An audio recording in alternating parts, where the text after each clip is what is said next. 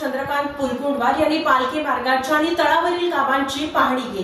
आषाढी वारीच्या पार्श्वभूमीवर विभागीय आयुक्त डॉक्टर चंद्रकांत पुलकुंडवार यांनी श्री संत ज्ञानेश्वर महाराज पालखी मार्ग व श्री संत तुकाराम महाराज पालखी मार्गावरील पालखी मुक्कामाच्या ठिकाणी 20 ठिकाणी पालखी मार्गांवर करण्यात आलेल्या कामांची पाहणी केली।